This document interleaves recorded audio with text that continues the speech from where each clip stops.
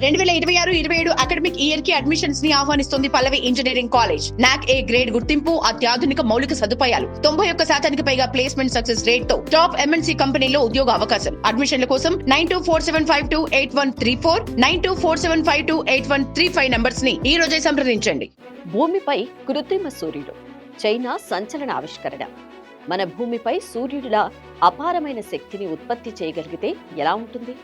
వినడానికి సినిమా కథలా అనిపించినా దీనిని నిజం చేయడానికి చైనా వేగంగా అడుగులు వేస్తోంది. ప్రపంచ భవిష్యత్తు ఇంధన అవసరాలను పూర్తిగా మార్చేయగల ఒక సంచలన ప్రయోగంలో మరో కీలక విజయాన్ని సాధించింది. అసలు ఈ కృత్రిమ సూర్యుడు అంటే ఏంటి? ఇది ఎలా పనిచేస్తుంది? దీనివల్ల ప్రపంచానికి ఏం లాభం? ఇప్పుడు తెలుసుకుందాం. మనం ఆకాశంలో చూసే సూర్యుడు తన శక్తిని అణు సంయోగం అంటే న్యూక్లియర్ ఫ్యూజన్ ద్వారా ఉత్పత్తి చేస్తాడు. హైడ్రోజన్ అణువులు అత్యంత అధిక ఉష్ణోగ్రత వద్ద కలవడంతో అపారమైన శక్తి విడుదలవుతోంది. అదే ప్రక్రియను భూమిపైన కృత్రిమంగా సృష్టించాలనేదే ఈ ప్రాజెక్టు లక్ష్యం. ఈ ప్రయోగంలో ప్లాస్మాను దాదాపు 100 డిగ్రీల సెల్సియస్ వరకు వేడి చేస్తారు. అంటే అది సూర్యుడి గుండె కంటే కూడా చాలా ఎక్కువ ఉష్ణోగ్రత.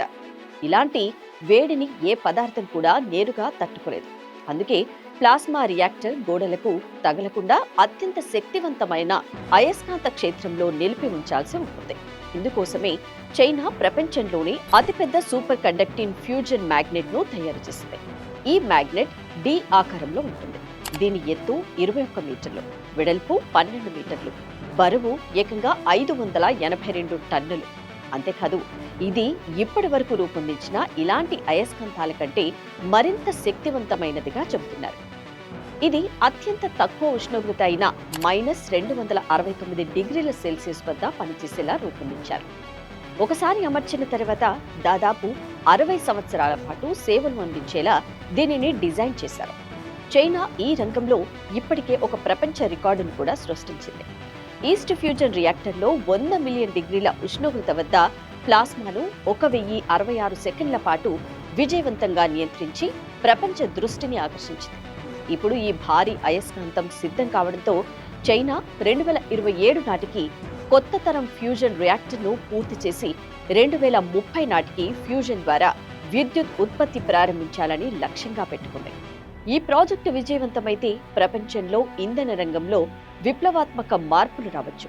బొగ్గు, చమురు, గ్యాస్ వంటి సాంప్రదాయ ఇంధనాలపై ఆధారపడటం తగ్గి తక్కువ కాలుష్యంతో స్వచ్ఛమైన, దాదాపు అపరిమితమైన శక్తి ఉత్పత్తి చేసే అవకాశం ఏర్పడుతుంది. అయితే ఈ సాంకేతికత పూర్తిగా వాణిజ్య స్థాయికి రావడానికి ఇంకా కొంత సమయం పట్టే అవకాశం ఉందని శాస్త్రవేత్తలు చెబుతున్నారు.